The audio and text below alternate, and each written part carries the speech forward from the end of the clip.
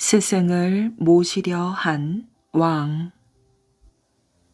세상이 어찌 되려고 이러는 것인가. 고려 말 젊고 패기에 찬 이성계가 나라를 세우겠다는 야망을 가슴에 품고 그 뜻을 이루려 조정의 중신들을 비롯한 노장군 채용과 은근히 세력 다툼을 벌이고 있을 때였어요.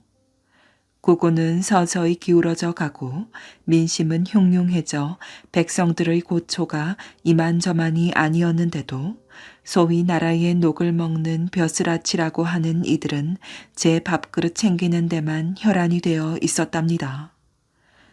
운곡 원천석은 이런 세태에 자신이 할 수 있는 일이 아무것도 없음이 안타까워 가슴을 치며 탄식하였지요.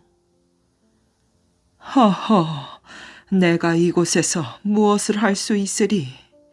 나라의 녹을 먹는 관리가 백성들의 안위를 바로 헤아리지 못한다면 차라리 백성들과 함께 농사를 짓는 편이 훨씬 더 나을 것이 아니겠는가? 그리하여 원천석은 미련 없이 벼슬을 버리고 치악산 자락으로 내려와 농사를 지으며 학문에 몰두했답니다. 원천석은 학문이 워낙 뛰어났던지라 내로라 하는 집안의 자제들이 그에게 학문을 배우기 위해 찾아왔는데 그 중에는 이성계의 아들인 이방원도 있었답니다. 원천석은 이방원을 제자로 받아들이기가 그리 썩 내키지는 않았으나 이방원의 사람 됨됨이가 반듯하고 또 학문의 조예가 깊음을 알고 허락하였지요. 아비는 비록 권력에 빠져 있다 하나 방원이는 그렇지 않을 게야. 원천석은 그렇게 생각하며 이방원을 열심히 가르쳤어요. 그러나 훗날 원천석의 기대와는 달리 방원은 아버지 이성계가 고려의 충신들을 제거하고 조선을 개국할 때 공로가 제일 크고 높았답니다.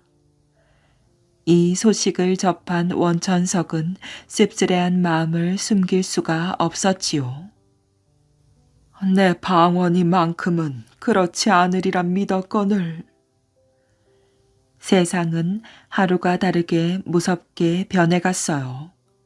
이방원은 왕자의 난을 2번이나 일으키고 왕위에 올랐답니다.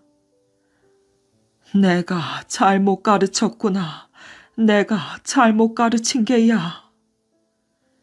이런 소식을 접할 때마다 원천석은 이방원을 제자로 받아들였던 자신을 책망하며 더욱더 세상을 등지고 살았답니다. 한편 왕위에 오른 태종 이방원은 그 옛날 스승이었던 원천석을 잊지 않고 있었답니다. 스승의 고매한 인품과 높은 학문의 경지를 잘 알고 있는 그는 이제라도 스승을 모시고 정사를 의논하고 싶었지요. 태종은 스승이 칩가하고 있는 치악산으로 신하를 보내었어요. 훈곡 선생, 전하께서 지금 당장 선생을 모셔오라는 명을 내렸사옵니다. 하오니 어서 채비를 하시어 어명을 받도옵소서. 한양에서 내려온 신하들은 원천석에게 허리를 굽히며 말하였어요. 그러나 원천석의 입에서 나온 말은 뜻밖이었지요. 여기까지 오시느라 고생이 많으셨소. 하지만 고려 왕조를 모시던 몸이 어찌 새 나라의 임금을 모실 수 있겠소. 돌아가서 나는 갈 수 없노라 아뢰시오. 신하들은 어명을 받들기를 2번, 3번 권하였으나 원천석은 이를 거절하고는 방으로 들어가 문을 닫아버렸지요. 신하들은 하는 수 없이 돌아가 태종에게 원천석의 말을 그대로 아랠 수밖에 없었어요. 태종은 스승의 뜻을 이해하지 못하는 것은 아니었답니다. 그러나 그대로 두기에는 너무나 아까운 인물이었지요. 태종은 계속해서 신하들을 보냈으나 매번 거절당하고 말았어요. 스승님께서는 어찌하여 이다지도 제자의 마음을 몰라주신단 말인가? 조바심이 난 태종은 자신이 직접 스승을 모시러 가야겠다고 생각하고 미복 차림으로 사령 몇 명을 데리고 길을 나섰답니다. 하지만 태종이 치악산에 도착했을 때는 원천석이 그 소식을 듣고 먼저 자리를 피한 뒤였어요. 텅 빈 집안에 앉아 잠시 생각에 잠겨있던 태종은 밖으로 나와 주변을 살펴보았지요. 스승의 흔적을 찾아 이리저리 두리번거리던 태종의 눈에 시냇가에서 빨래를 하고 있는 노파가 보였답니다. 태종은 노파에게 다가가 물었어요. 홍 여기 사시는 웅곡 선생이 어디로 가셨는지 아는가? 웅곡 선생을 찾으시옵니까? 그렇소. 선생 말씀이 오늘 태백산으로 나들이 가신다 하더이다. 노파는 원천석이 미리 알려준 대로 태종에게 거짓을 고하였어요. 그제서야 스승이 자신을 피해 어디론가 숨은 것을 눈치챈 태종은 단식하며 말하였지요. 그렇게도 이 미련한 제자를 받아줄 수 없단 말씀이신가? 태종은 그래도 그냥 돌아가기가 아쉬워 근처 바위에 걸터앉아 스승이 나타나기를 기다렸답니다. 하지만 원천석의 모습은 끝내 보이지 않았어요. 뉘엿뉘엿 해가 지고 산자락에 어스름이 내릴 무렵에서야 태종은 스승의 뜻을 깊이 새기며 산속 어디쯤 계실 스승을 향해 큰 절을 올리고는 한양으로 돌아왔답니다.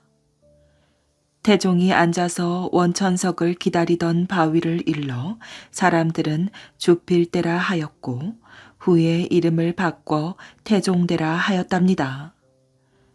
훗날 상왕의 자리로 물러난 태종은 다시 한번 스승인 운곡을 청하였어요.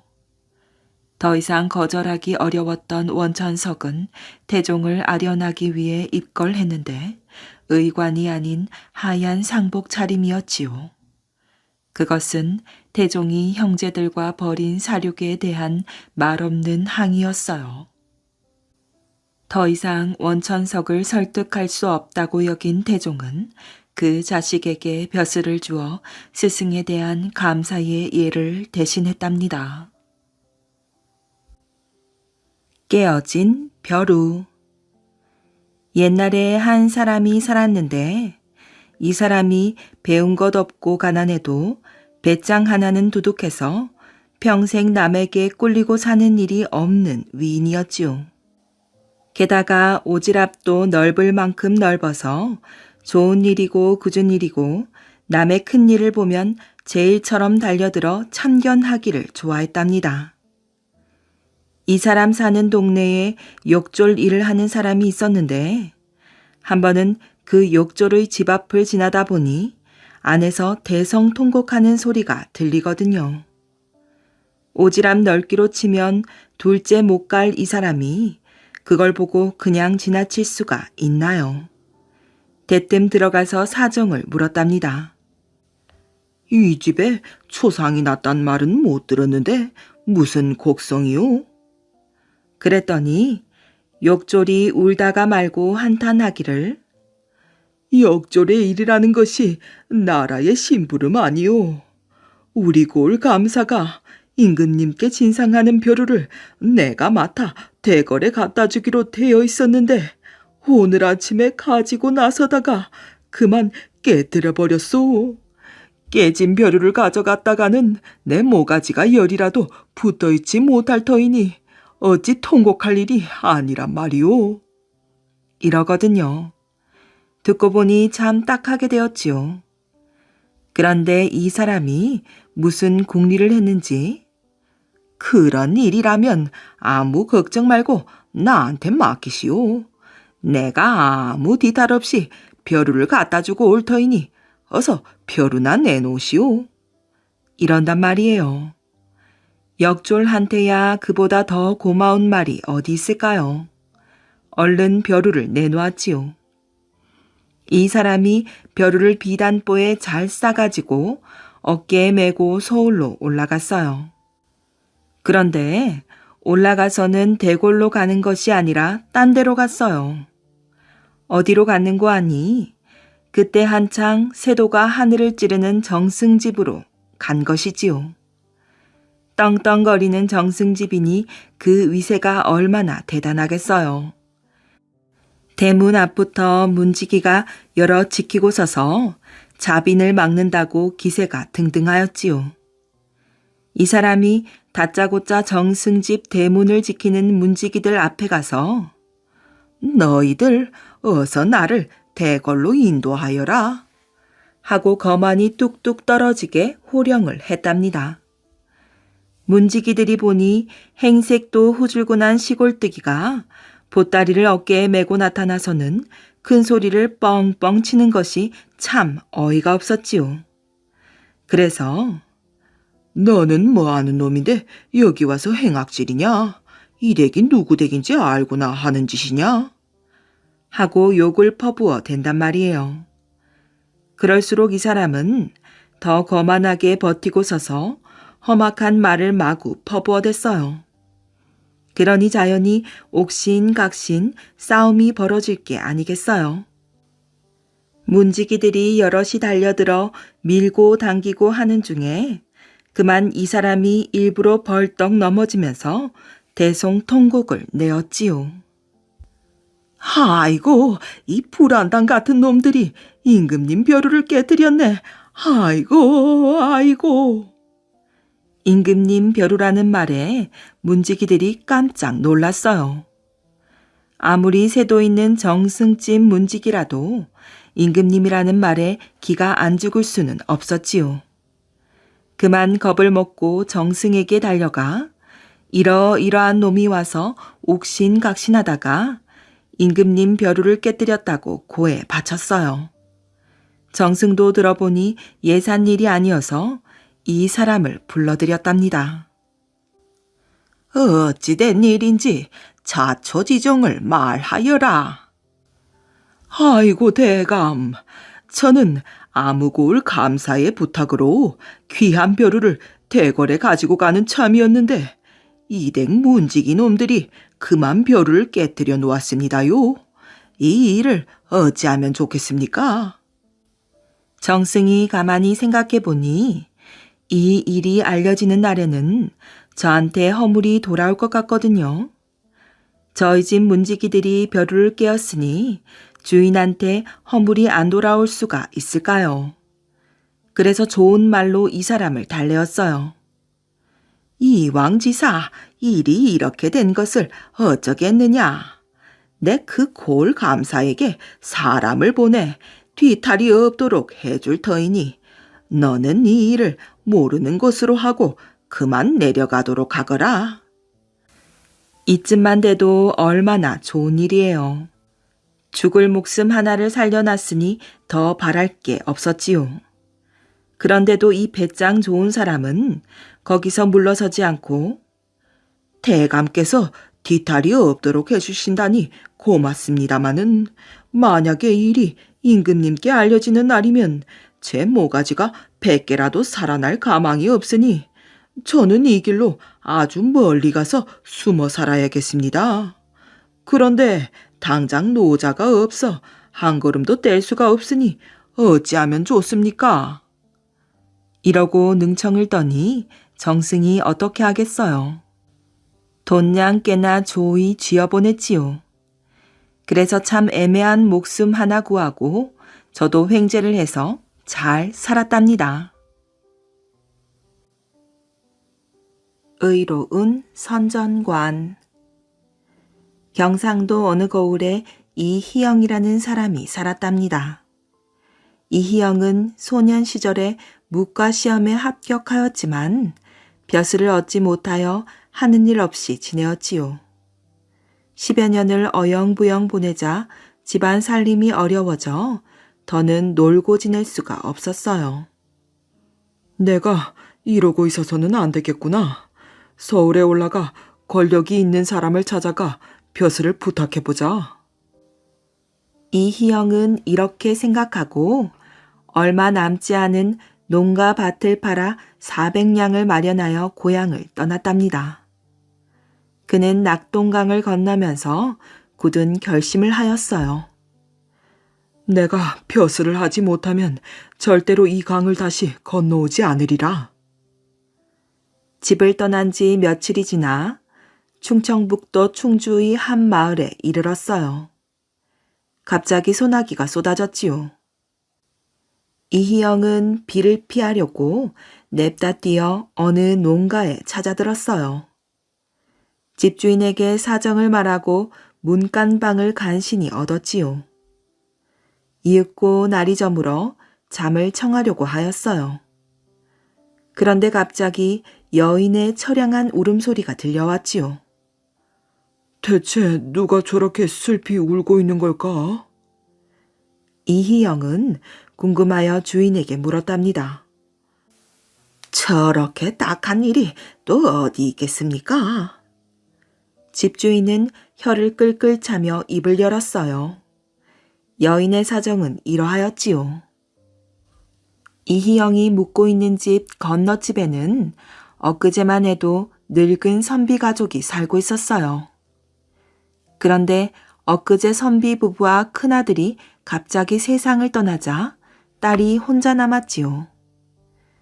딸은 일가 친척도 없는 데다가 한꺼번에 부모와 오라비를 잃고 돈도 없어 장례를 치르지 못하였어요. 집주인의 말로 미루어 보아 고을에서 누구 하나 그 딸을 도와 장례를 치러줄 사람이 없는 것 같았지요. 이튿날 이희영은 일찌감치 초상난 집으로 가서 문을 두드렸어요. 처음에는 아무런 기척이 없었지요. 이희영이 다시 문을 두드리며 문을 열어달라고 말하였어요. 니시온데 이른 아침부터 여인만 있는 집에 오십니까? 여인은 집안에서 누구냐고 물을 뿐 문을 열지 않았답니다.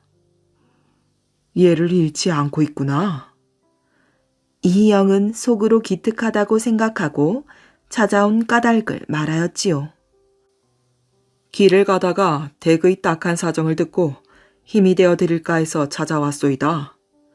저는 어엿한 선비이니 조금도 염려하지 마십시오. 이희영이 신분을 밝히자 그제야 굳게 잠겼던 문이 열리고 한 처녀가 머리를 숙이며 맞았어요. 머리를 풀어헤치고 비록 혼옷을 입었지만 얼굴은 빼어나게 예뻤답니다. 또 예의가 바른 것으로 보아 한눈에 보통 집 여인이 아니라는 것을 알 수 있었지요. 이희영은 처녀의 사정을 잘 아는 터라 이렇게 말하였어요. 제가 하는 대로 가만히 계시오. 그는 다시 밖으로 나와 자기가 묵었던 집주인과 고을 사람들을 불러 일렀어요. 돈 350냥을 줄 터이니 그대들이 알아서 모든 일을 수고해 주구려. 이희영은 자기가 가진 돈에서 50냥만 남기고 내주었던 것이에요. 이웃 사람들은 그 돈으로 장례를 무사히 치를 수 있었답니다. 장례를 치른 처녀는 이희영을 찾아왔어요. 선비님 덕분에 자식된 도리를 다할 수 있었습니다. 하지만 제 한 몸 어디에 의지할 데가 없습니다. 그러니 이 은혜를 갚을 길이 없음을 용서하여 주십시오. 처녀의 말을 들은 이희영이 물었어요. 아니, 정말로 친척이 하나도 없단 말이오? 처녀는 아무 말 없이 고개를 숙이고 있었어요. 이희영은 처녀를 달래었지요. 내게 은혜 갚을 생각은 조금도 하지 말고 누군가 의지할 사람이 없나 잘 생각해 보시오. 처녀는 곰곰이 생각하더니 자신 없다는 표정을 지으며 말하였어요. 강원도 홍천고을에 외삼촌이 산다는 얘기를 듣긴 하였습니다만 이희영은 그제야 안심이 되었어요. 그는 곧 자기가 묵고 있던 집주인을 불러 부탁했지요. 50냥을 줄 터이니 가마 한 채를 구하시오. 또 이 처녀가 외삼촌을 찾을 때까지 돌봐줄 착실한 사람을 구해서 딸려 보내주시오. 처녀는 고마워서 어쩔 줄을 몰라 하며 홍천으로 떠났답니다. 벼슬을 하려고 땅을 판 400냥을 모두 써버린 이희영은 20냥을 받고 자기가 타고 온 말까지 팔아서 터덜터덜 서울로 올라왔어요. 돈 한 푼 없는 그는 벼슬을 구하기는커녕 당장 먹고 잘 곳이 없는 신세가 되었답니다. 하지만 이희영은 뜻을 굽히지 않고 날마다 벼슬을 얻으려고 사람을 찾아다녔지요. 돈 한 푼 없이 남의 집 추녀나 헛간에서 잠자고 얻어먹으며 거지 생활을 한 지 4년이 지났어요. 이희영은 더 이상 견딜 수 없어 마음을 다졌지요. 오늘 밤은 어떻게 해서든 박판서를 만나야겠어. 박판서는 무관에게 벼슬을 줄 수 있는 높은 관직에 있었어요. 이희영은 밤중에 담을 넘어서라도 박판서를 꼭 만날 작정이었지요. 이희영이 자칫 잘못하여 도둑으로 오해받거나 봉변을 당할지도 모르는 일이었어요. 하지만 그는 마지막이라고 생각하고 큰 결심을 하였답니다. 그날 밤 이희영은 생각보다 쉽게 담을 넘어서 박판서의 집 뜰로 갈 수가 있었답니다. 살짝 뒤뜰로 가보니 머리카락이 하얀 할아버지가 혼자 하늘을 쳐다보고 있었지요. 옳거니 저분이 박판서인가 보구나. 이렇게 생각한 이희영은 할아버지 앞으로 가서 넙죽 큰 절을 하고 꿇어앉았어요. 대감님, 부디 소인의 청을 들어주십시오. 일이 급하게 되어 무례함을 용서하십시오. 그는 자신의 신분과 사연을 모두 이야기하였어요. 할아버지는 껄껄 웃고 나서 이희영을 일으켜 세웠지요.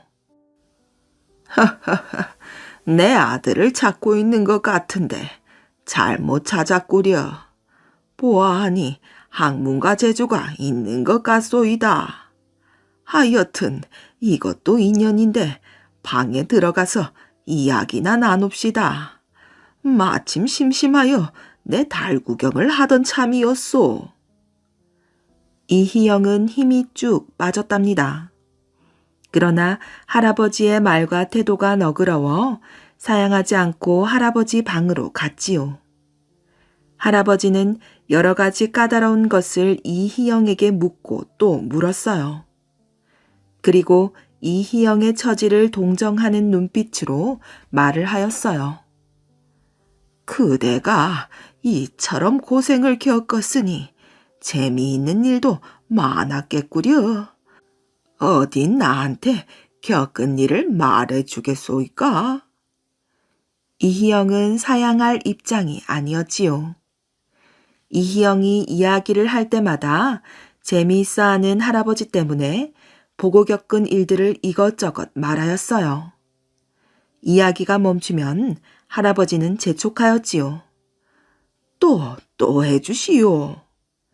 그 바람에 이희영은 충주에서 하룻밤 자다가 장사를 치러주어 처녀를 도와준 이야기까지 하게 되었어요. 이야기를 묵묵히 듣고 있던 할아버지는 얼굴이 달라지며 말하였지요. 그 이야기를 좀 자세히 해보게나. 이희영은 할아버지가 그 이야기를 재미있어 하는 줄로만 알고 날짜와 고을 이름을 또박또박 생각해내어 자세히 말하였답니다. 할아버지가 갑자기 무릎을 치며 환하게 웃었어요. 바로 당신이구려. 나를 따라오시오. 할아버지는 이희영의 손을 잡고 안채로 데리고 갔답니다. 왜 이러십니까? 전 아무 잘못이 없습니다. 이희영은 깜짝 놀라 손을 빼려 하였어요. 할아버지는 안채에 이르자 말하였지요. 아가야, 어서 인사드리거라. 네 은인께서 오셨다. 잔뜩 겁을 먹은 이희영은 은인이라는 말에 정신을 좀 차릴 수가 있었답니다. 방 안에 있던 꽃다운 여인이 이희영을 보고 깜짝 놀라는 표정이 되었어요. 그러고는 눈물을 주르르 흘리며 그의 앞에 꿇어앉았지요. 그러자 할아버지가 앞으로 나서며 유쾌하게 웃었어요. 우리 며느리가 꿈에도 잊지 못할 은인을 만났으니 이제야 마음이 편하겠소. 이희영은 벌렸던 입을 다물지 못하였지요. 아니, 그 처녀가... 지난날 충주에서 도와준 처녀가 할아버지의 며느리였답니다. 다시 말하면 그 처녀가 병조 판서의 부인이 되었던 것이지요. 이희영은 병조에 딸린 관아에서 일을 보는 선정관이라는 벼슬을 얻었답니다. 그는 이보다 높은 벼슬을 원치 않았어요. 그리고 사람들은 이희영의 이 같은 사실을 알고 의로운 선정관이라 하여 모두 칭찬을 아끼지 않았답니다.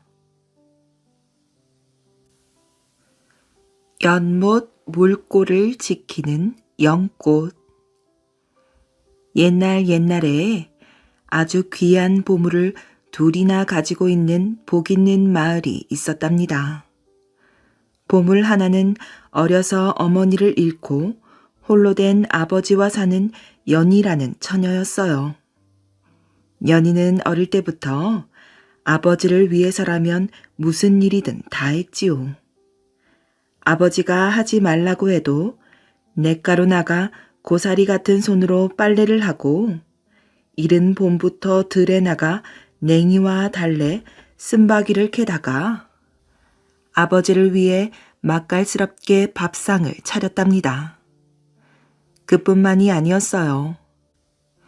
마을에 잔치가 있거나 누구네가 상을 당하면 가장 먼저 달려가 마무리까지 다 하고서야 집으로 돌아왔지요. 마을에 있는 또 하나의 보물은 오래된 연못이에요. 양쪽에 버티고 있는 큰 산 골짜기에 있어서 아무리 지독한 가뭄에도 물이 마르질 않았답니다. 또 연못 뚝이 얼마나 튼튼한지 큰 홍수에도 끄떡 없었지요. 이 마을 사람들은 가뭄이 들어도 홍수가 나도 아무 걱정이 없었답니다. 그러던 어느 봄날이었어요. 벼농사를 지으려면 논에 물을 대야 하잖아요. 마을 일을 맡아보는 덕만 아범이 이른 아침에 삽을 둘러매고 연못으로 물꼬를 틀어 갔답니다. 막 물꼬를 트려고 하는데 저만치 희뿌연 안개 속에서 큰 나무 등걸 같은 것이 물 위에 떠오고 있는 거예요. 도대체 저게 뭘까? 덕만 아범이 가까이에 가보니 어마어마하게 큰 구렁이었어요. 너무 놀라 얼른 뒤로 돌아서는데 구렁이가 물 위로 솟구치더니 덕만 아범을 한 입에 꿀꺽 삼켜버렸어요. 그리고는 연못 둑을 따라 안개 속으로 스르르 사라져버렸지요. 연못 물고 들어간다고 나간 사람이 한나절이 지나도 돌아오지 않자 마을에서는 난리가 났답니다. 연못 주위는 물론이고 근처 산까지 샅샅이 찾아보고 이웃 마을까지 찾아보았지만 덕만 아범을 보았다는 사람은 아무도 없었어요. 마을 사람들은 아마도 물고 트는 일보다 더 급한 일이 생겨서 다른 볼일을 보러 간 게야 하고는 우선은 논에 물댈 일이 급하니 빨리 물꼬를 트자고 말했답니다. 이번에는 갓난아범이 물꼬를 틀어 가겠다고 나서자 건장한 용의 총각이 함께 가자며 따라 나섰어요. 둘은 삽을 메고 연못으로 올라갔지요. 그런데 얼마 지나지 않아 갓난아범이 숨을 헐떡이며 뛰어왔어요. 큰일 났습니다. 연못에 집채만한 구렁이가 나타나 용이를 삼켜버려서요. 갓난아범은 얼굴이 하얗게 질려 말도 제대로 못했어요. 예끼 이 사람아, 아무리 구렁이가 크기로서니 사람을 어찌 삼킨단 말이야. 마을 사람들은 고지 듣질 않았어요. 갓난아범은 한참 숨 고르기를 하고 나서야 본 것을 자세히 이야기했지요. 아닙니다. 두 눈으로 똑똑히 봤다니까요. 용이가 물꼬를 트겠다고 먼저 올라가기에 뒤따라 올라갔지요. 두 개 서서 보니 연못에 큰 나무 둥걸 같은 것이 떠 있는 거예요. 물꼬 가까이에 간 다음에야 그것이 어마어마하게 큰 구렁이라는 걸 알았답니다. 바로 그때 구렁이가 물보라를 치면서 솟구치더니 순식간에 용이를 꿀꺽 삼켜버렸어요. 그게 정말이라면 이러고 있을 때가 아니지. 자, 어서 연못으로 가보세. 사람들은 손에 삽이며 곡괭이, 쇠스랑을 하나씩 들고 연못으로 몰려갔어요. 연못 두 개에 올라서서 보니 땅거미가 내려앉아 앞을 분간하기가 쉽지 않았답니다. 그때 어디선가 갑자기 껑, 껑 하는 소리가 들려왔어요. 모두 깜짝 놀라 소리나는 쪽을 보았지만 잘 보이지가 않으니 알 수가 있어야지요. 그런데 저만치 연못 두 개 있던 시커먼 나무 둥치 같은 것이 물속으로 스르르 미끄러져 들어가는 거예요. 자세히 보니 정말로 집채만큼 큰 구렁이었지요. 그때 사람들 뒤쪽에 서 있던 연희가 소리쳤어요. 구렁이가 이쪽으로... 그 소리가 끝나기도 전에 구렁이는 물속에서 솟구쳐 오르더니 맨 앞에 서 있던 사람을 꿀꺽 삼키고는 연못 속으로 쓱 미끄러져 들어가는 거예요. 정말로 순식간에 벌어진 일이었답니다. 이런 일이 있고 난 다음부터 사람들은 연못 근처에는 얼씬도 하지 못했어요.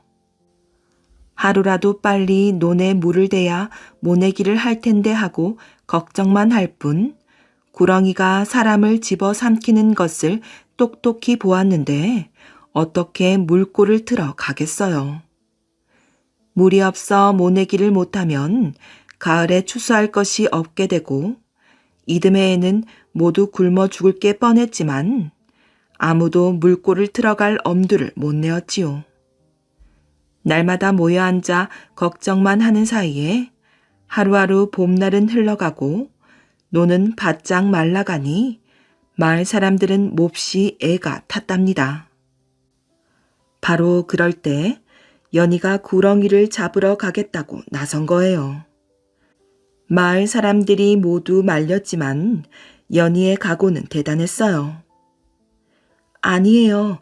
제가 반드시 구렁이를 없애고 돌아오겠어요. 힘센 청년도 못 당하고 구렁이 밥이 되었는데 이 여자의 몸으로 어떻게 집채만한 구렁이를 잡겠다는 것이냐. 제게 다 생각이 있습니다. 지금 집에 가셔서 바늘을 있는 대로 다 갖다 주세요. 마을 일이라면 늘 앞장서는 당차고 똑똑한 연희가 하는 말이라 모두 집으로 달려가 바늘이란 바늘은 죄다 들고 나왔답니다. 연희는 미리 챙겨온 보자기를 풀더니 깨끗한 치마 저고리 한 벌을 펼쳐놓았어요. 이 옷에 바늘을 모두 꽂아주세요. 연희는 사람들이 가져온 바늘을 촘촘하게 옷에 꽂더니 그 옷을 덧입고 구렁이를 잡겠다며 연못으로 갔답니다. 사람들은 연희가 걱정되어 연못 가까이까지 따라갔지만 연희는 걱정 말고 얼른 돌아가시라며 연못 두구로 올라갔어요. 연희가 연못 둑에 올라서니 집채만한 시커먼 구렁이가 죽은 듯이 연못 둑에 엎드려 있지 않겠어요. 그러더니 잠시 후 연희가 있는 곳으로 혀를 날름거리며 스르르 미끄러져 오는 거예요. 연희는 두 주먹을 꼭 쥐고 연못 둑에 서서 다가오는 구렁이를 노려보았어요. 미끄러져 오던 구렁이는 연희를 한 입에 꿀꺽 삼키고는 물속으로 쑥 들어가 버렸지요. 구렁이 뱃속으로 들어간 연희는 기절해 버렸어요. 얼마나 지났을까? 연희가 정신을 차리고 보니 구렁이 뱃속이었지요. 정신을 가다듬고 누워서 몸을 이리저리 굴렸어요. 그러니까 연희 옷에 꽂혀 있던 수많은 바늘이 구렁이 뱃속 여기저기에 박혔지요. 연희는 자꾸자꾸 몸을 굴렸어요. 옷에 꽂혀 있던 바늘이 모두 구렁이 뱃속에 박힐 때까지 말이에요. 구렁이는 몸을 이리저리 비틀며 마구 요동을 쳤지요. 그러자 바람에 물보라가 높이 일고 안개는 이리 몰리고 저리 몰리고 연못은 한바탕 난리가 났어요. 한참이 지나자 구렁이는 조금씩 움직이기만 할 뿐 죽은 거나 다름없게 되었답니다. 한나절이 지나도록 아무 소식이 없자 마을 사람들은 연희가 어찌 되었는지 궁금해서 연못으로 가보았어요. 연못 두개에 올라선 사람들은 너무 놀라 눈이 화등잔만 해졌지요. 지난번 본 것보다 배는 더 커 보이는 시커먼 구렁이가 죽어서 물 위에 둥둥 떠 있거든요. 결국 연희가 구렁이를 잡았구나. 그런데 연희는 어디에 있을까? 마을 사람들은 연희가 있을 만한 곳을 여기저기 찾아보았지만 연희는 어디에도 없었답니다. 사람들은 구렁이 몸에 밧줄을 묶어서 줄다리기 하듯 간신히 물 밖으로 끌어냈어요. 그런 다음 얼른 배를 갈라보았지요. 연희는 구렁이 배 속에서 죽어 있었고 연희 옷에 꽂혀 있던 수많은 바늘이 구렁이 뱃속 여기저기에 박혀 있었어요. 연희가 말을 위해서 자기 몸을 미끼로 구렁이를 잡았구나. 마을 사람들은 죽은 연희를 조심스레 꺼내어 연못 둑에 눕혀놓고 서럽게 울었답니다. 그리고 연희를 연못 둑에 고이고이 묻어주고는 마을로 내려갔지요. 마을 사람들은 보물 둘 중에서 하나를 잃게 되었어요. 하지만 연희 덕분에 연못 물꼬를 터서 논마다 가득가득 물을 대어 모내기를 할 수 있게 되었답니다. 모내기를 한 논에는 벼가 부쩍부쩍 자라 피살이를 할 때쯤 되자 연못 가운데 어른 주먹만한 예쁜 꽃이 피었어요. 마치 연희의 얼굴같이 발그스름한 꽃이었지요. 마을 사람들은 연희가 죽어서 핀 꽃일 거라고 생각했어요. 연못 물꼬를 지키려고 말이에요. 그래서 이 꽃을 연희꽃이라고 불렀는데 연희꽃이 줄어서 나중에 연꽃이 된 거래요. 홀아버지 장가 보낸 효자. 옛날 어느 고을에 홀로 된 아버지를 잘 봉양하여 효자라고 소문난 사람이 있었답니다. 그래서 그 고을에 부임하는 사또는 늘 이 효자를 불러 상을 내리곤 했지요. 그런데 어느 해인가 신임 사또가 부임하여 또 상을 주려고 효자를 불렀어요. 그래, 양친 부모가 생존에 계시더냐? 아닙니다. 아버지 한 분만 계십니다. 그럼 언제 홀로 되었는고? 예, 20년이 되었습니다. 효자의 대답을 들은 신임 사또가 갑자기 노발대발 하는 것이었어요. 이런 놈을 보았나? 20년씩이나 아버지를 홀로 있게 한 놈이 무슨 효자더냐? 이놈에게 곤장 20대를 때려 내쫓거라. 그리하여 상은 고사하고 볼기만 맞고 찔뚝거리며 집으로 돌아오니 홀아버지가 그래, 오늘은 무슨 상을 타왔느냐? 하며 묻는 거였어요. 효자 아들은 상이다 무엇입니까? 약시해서 볼기만 20대씩이나 맞고 오는 길입니다. 라고 하자 이게 웬일인지 아버지는 얼굴에 웃음을 띠고 무릎을 탁 치며 과시명사 또로구나. 오랜만에 사또다운 사또가 온 것이야. 라고 하며 좋아하는 게 아니겠어요. 그러니 효자는 아들이 볼기를 맞고 찔뚝거리며 왔는데도 그것은 아랑곳하지 않고 저렇게 좋아하시다니. 라는 야속한 생각이 들었지만 곰곰이 생각을 해보니 아무래도 이제까지 잘못해 왔음을 깨닫게 된 것이지요.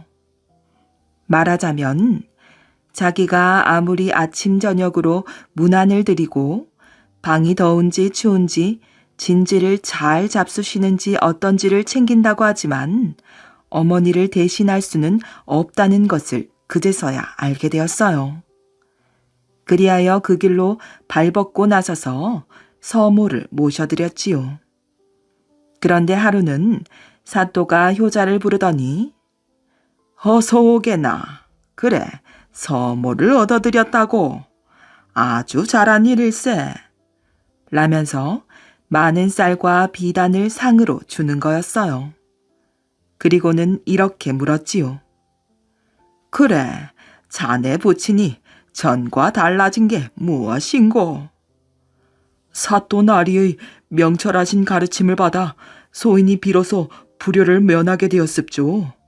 요즘은 늘 웃고 사시니 청춘을 회복하신 듯 합니다. 그랬더니 사또는 이렇게 칭찬하더랍니다. 고목나무에 꽃이 피었으니 기쁜 일이지.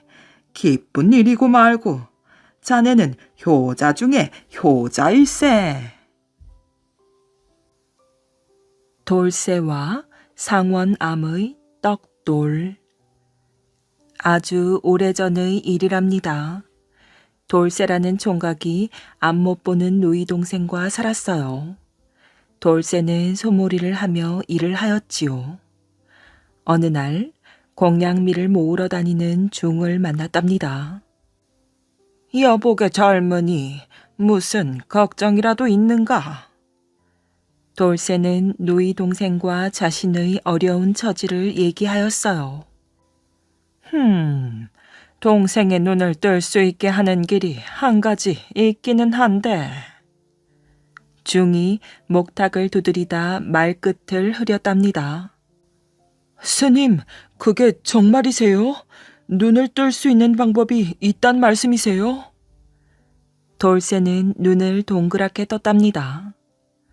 그럼 부처님을 모시는 내가 거짓말을 할까? 어서 그 방법을 가르쳐 주세요.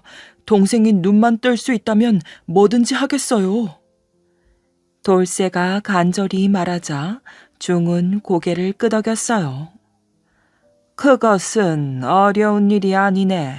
젊은이가 우리 절에 와서 3년 동안 부처님을 잘 섬기면 된다네. 스님, 지금 당장이라도 그렇게 하겠어요. 돌쇠는 스님의 옷소매를 잡으며 사정하였지요. 정 그렇다면 나를 따라오게. 꼭 동생의 눈을 뜨게 해주고 말 테야. 돌쇠는 이를 악물며 굳게 다짐하였어요. 돌쇠는 동생을 어느 마음씨 착한 집에 맡기고 절로 들어갔답니다. 그때부터 돌쇠는 절에서 밥을 짓고 물 깃는 일을 시작하였어요. 돌쇠를 데려온 중은 이 절의 큰 스님이었지요. 돌쇠는 절에서 일하는 머슴과 같았답니다. 비가 오나 눈이 오나 나무를 하고 음식을 만들었어요.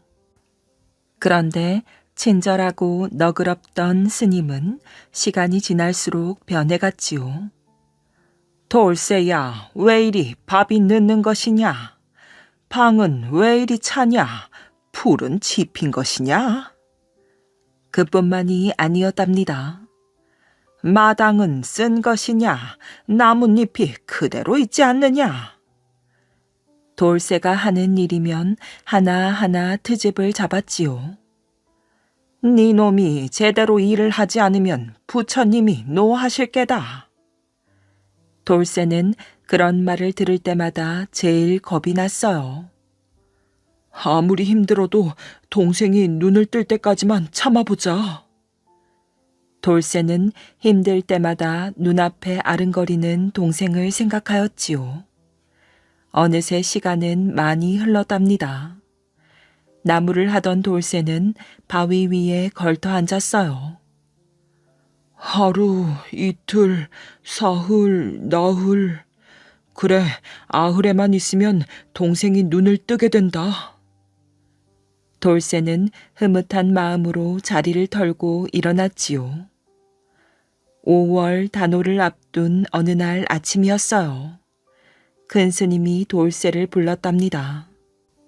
돌쇠야, 단오에 쓸 떡을 두어 말 만들어야겠다. 그날부터 돌쇠는 갖가지 음식 준비를 하느라 잠을 이루지 못했답니다. 단오 하루 전날 새벽이었어요.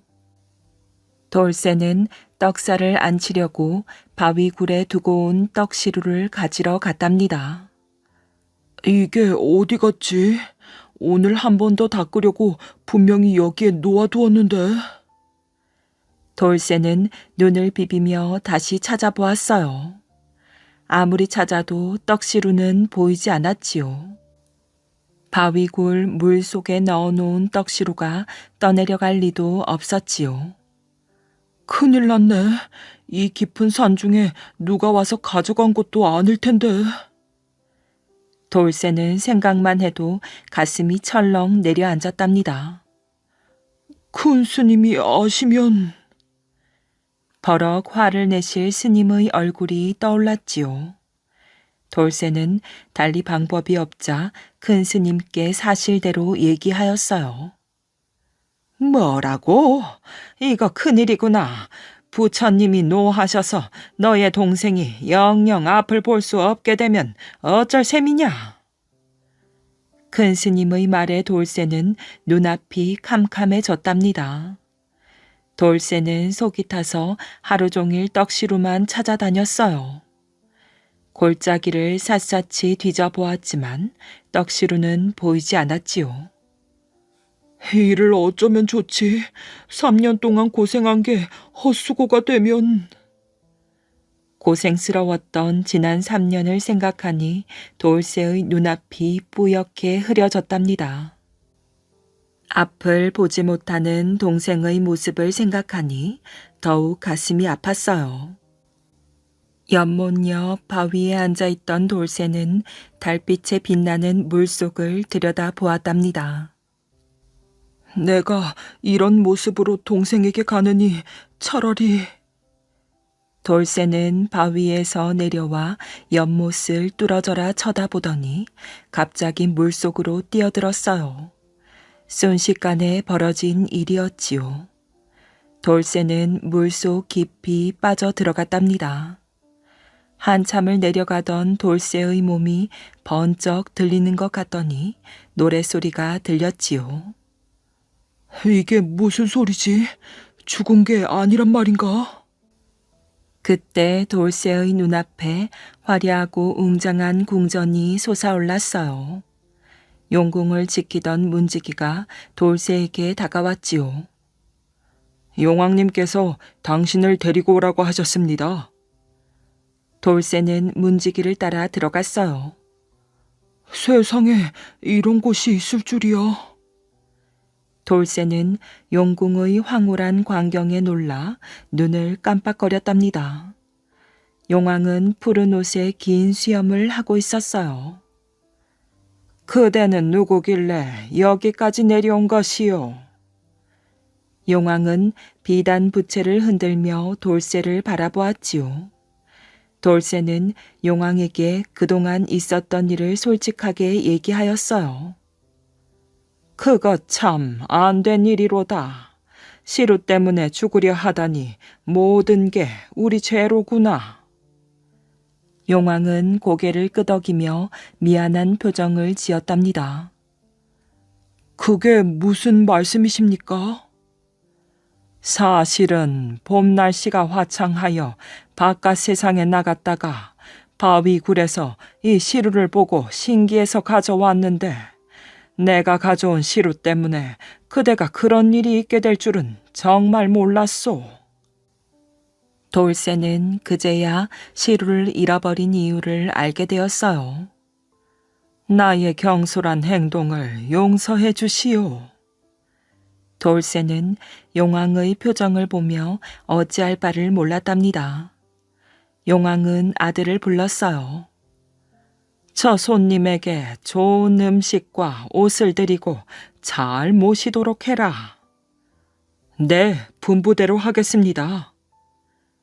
용왕은 돌쇠를 위해 잔치를 베풀었어요. 돌쇠는 난생 처음 후한 대접을 받았답니다. 그러다 보니 자꾸만 불쌍한 동생의 얼굴이 떠올랐어요.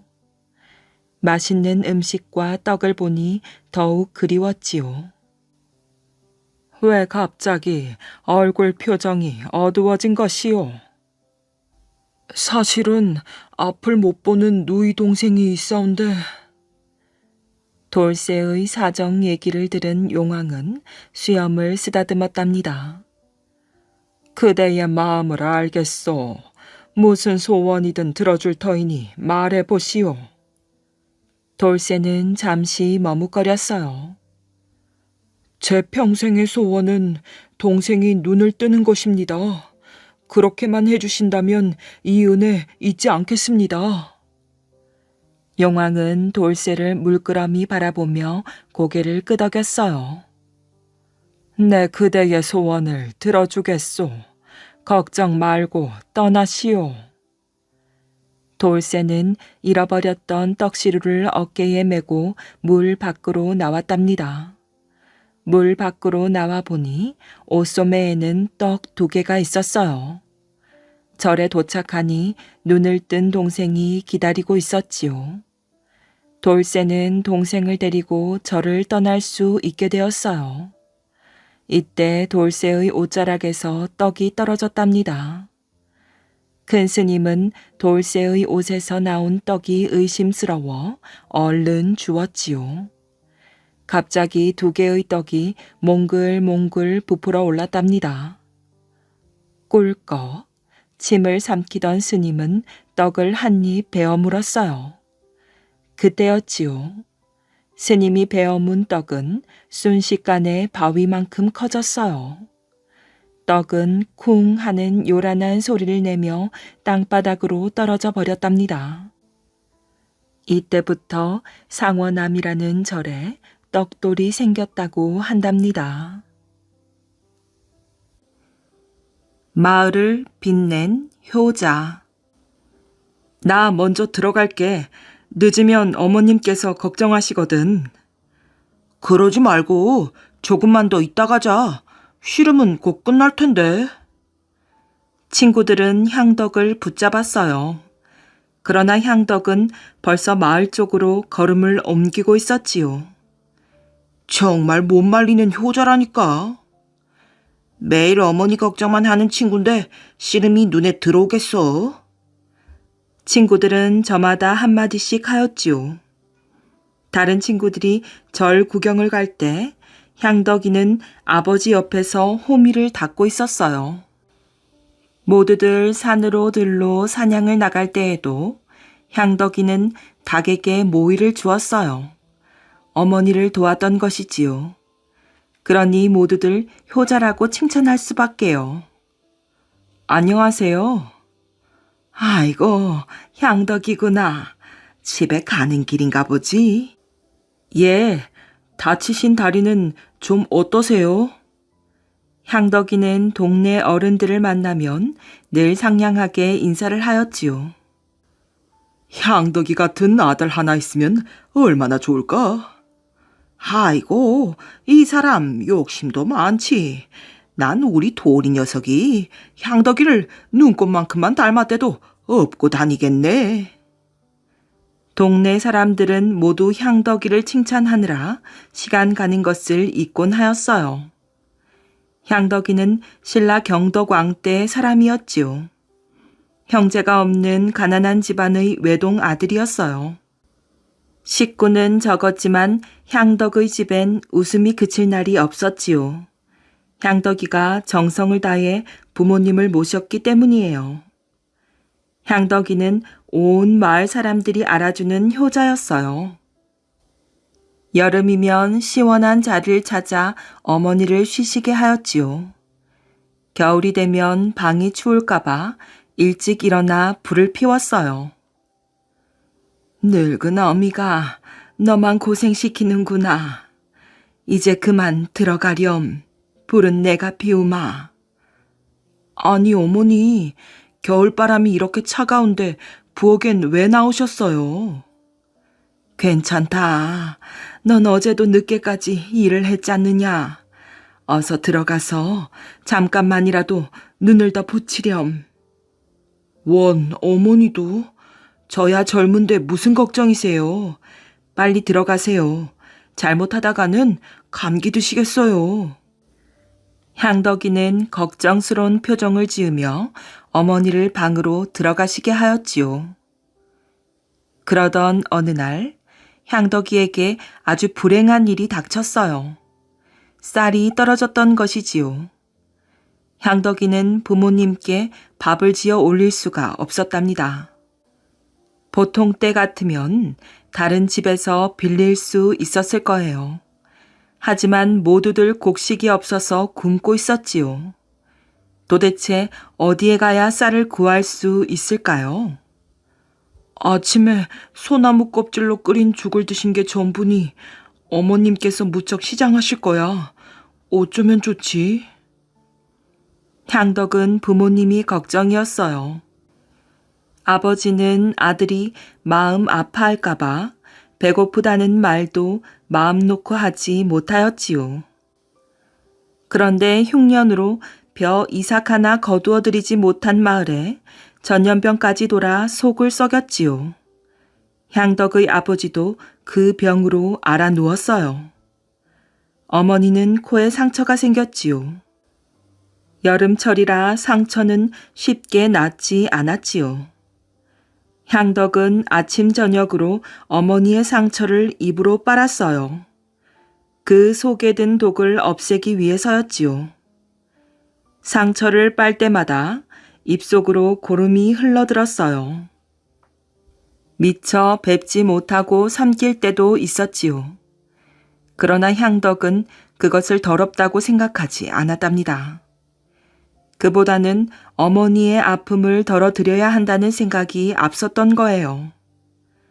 한 달이 넘게 계속된 향덕의 지극한 정성으로 어머니의 상처는 말끔히 나았답니다. 하지만 아버지의 병은 점점 심해갔어요. 제대로 먹지를 못하니 병과 싸울 힘이 없었지요. 따뜻한 밥 한 공기와 고깃국 한 그릇만 먹으면 금방이라도 일어날 텐데 말이지요. 아버님 병에는 고기가 최고라는데. 향덕은 아버지의 밥상에 고깃국을 올려놓고 싶었지요. 하지만 마을 어디에도 고기는 남아있지 않았답니다. 아버지, 우선 이거라도 드세요. 향덕아, 네 얼굴이 말이 아니구나. 혹시 또 아침을 굶은 것이냐? 풀로 쓴 죽을 받쳐들고 있는 아들을 보며 어머니는 눈물을 흘렸답니다. 아침부터 산으로 들러 먹을 것을 찾아다니는 아들이 너무 불쌍했던 것이지요. 햇빛에 타서 그런 건데요, 뭘. 걱정하지 마세요. 참, 아버지, 내일은 고깃국을 드실 수 있을 겁니다. 우리 형편에 고기를 어디서 구한단 말이냐. 아랫마을에 사는 수동이가 개를 잡아 나누어 주기로 하였어요. 저런, 고맙기도 하여라. 고깃국을 먹고 기운을 차리면 아버지의 병은 곧 나을 거예요. 그래서 어머니는 고기를 얻을 수 있다는 말에 매우 기뻐하였지요. 다음 날 향덕이네 집 점심상은 아주 푸짐하였어요. 모락모락 김이 나는 고깃국이 올라 있었거든요. 부모님은 맛있게 밥을 먹었지요. 그러다가 문득 향덕이가 다리를 헝겊으로 묶고 있는 것을 보게 되었답니다. 다리를 다쳤느냐? 돌뿌리에 걸려 넘어졌어요. 저런, 조심해야지. 어디 좀 보자꾸나. 아니에요, 어머니. 금방 나을 텐데요, 뭘. 향덕은 얼른 밖으로 나왔지요. 사실 향덕이는 자신의 허벅지 살로 고깃국을 끓였던 것이에요. 그렇게라도 하지 않으면 아버님의 병이 낫지 않을 것 같았거든요. 부모님이 그 사실을 알면 얼마나 놀랄까요? 그래서 향덕은 아픈 다리가 아무렇지도 않은 것처럼 뛰어다녔어요. 부모님이 걱정하시지 않도록 말이지요. 향덕의 지극한 정성 속에서 아버지의 병도 조금씩 나아갔답니다. 그러는 사이에 흉년이 끝나 굶주리지 않아도 되는 시절이 왔지요. 사람들은 흉년 동안에 향덕이가 얼마나 효성스러웠는가를 알게 되었어요. 모두들 향덕의 지극한 효심에 혀를 내둘렀답니다. 향덕이에 대한 소문은 산을 넘고 물을 건너 퍼져나갔어요. 그래서 임금님은 향덕이 죽을 때까지 부모님을 편안하게 모실 수 있도록 많은 곡식을 상으로 내렸대요. 그 후 사람들은 향덕이가 사는 마을을 효가리라고 불렀답니다. 효가리는 효자가 사는 자랑스러운 마을이라는 뜻이지요.